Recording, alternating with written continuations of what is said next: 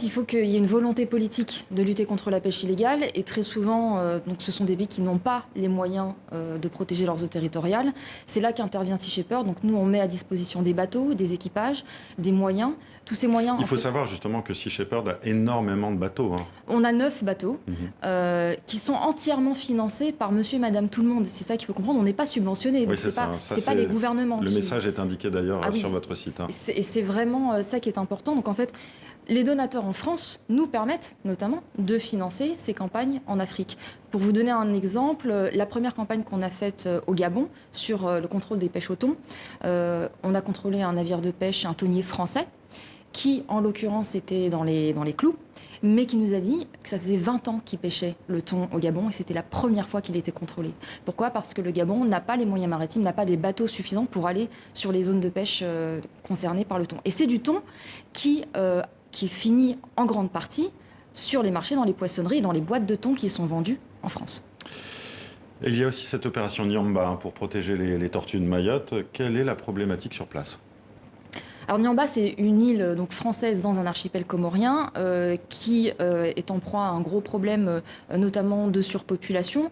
Et on fait souvent l'amalgame, on pense qu'en fait c'est forcément des migrants qui braconnent les tortues. En fait, c'est pas forcément le cas. Les tortues sont une espèce protégée. La première menace sur les tortues, c'est le braconnage. Et on est face à un abandon total, malheureusement, de la France sur cette question-là.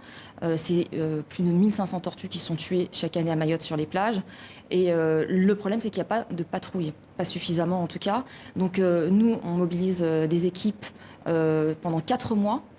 La présence est dissuasive. Donc en étant sur place, en fait, les braconniers fuient. On a fait à peu près 1000 patrouilles depuis 2017.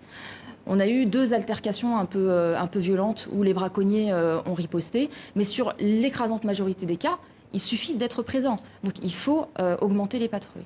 Les braconniers, ce sont des braconniers entre guillemets professionnels ou ça peut être aussi des gens qui viennent là attirés par le prix aussi de la viande de tortue? C'est ça qu'il est important de signaler, c'est que ça n'est pas du braconnage de subsistance. Il y a un marché noir très lucratif sur la viande de tortue qui se vend jusqu'à 60 € le kilo au marché noir. Donc souvent ce sont des gens en fait qui veulent mettre du beurre dans les épinards. Et le problème c'est que jusqu'à présent, seuls les braconniers ont été appréhendés. Les peines sont dérisoires.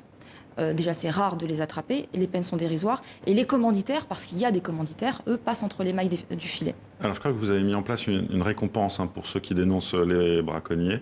Est-ce que ça, c'est pas problématique? C'est soulevé d'ailleurs dans un papier, un article de reporter.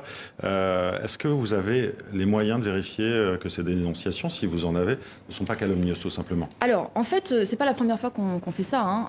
L'objectif, on fait ça quand on est face à une situation d'omerta, où personne ne parle, où il y a un sentiment d'impunité totale et où des espèces protégées sont en train d'être décimées sans que rien ne soit fait. L'objectif, c'est que les gens, les témoins, se rendent aux autorités, aux enquêteurs et donnent des témoignages clés qui permettent d'identifier et d'interpeller les coupables. Nous, on ne paye la récompense que lorsque les enquêteurs nous disent « ce témoignage nous a orienté sur telle personne, on a la démonstration par la preuve que cette personne est coupable » et elle sera condamnée. Et c'est ce qu'on a fait notamment pour un braconnier de phoques en France l'année dernière. Le témoignage clé a permis d'identifier le coupable et son procès va avoir lieu en octobre. C'est seulement là qu'on déclenche en fait le paiement de la récompense. Une dernière question. Vous êtes donc à la tête de la branche française de Sea Shepherd, mais vous avez aussi un engagement politique. Vous vous êtes présenté au municipal, je crois. Ce message, vous voulez le porter aussi, notamment en France?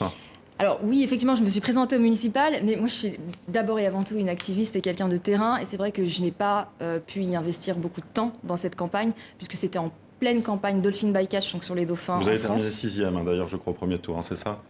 Je vous avoue, je ne sais même pas. D'accord. Vraiment... mon idée, c'était de pouvoir porter ce message au niveau politique, mais je vois bien qu'en fait, je suis d'abord et avant tout une activiste de terrain, et donc c'est là que je vais continuer.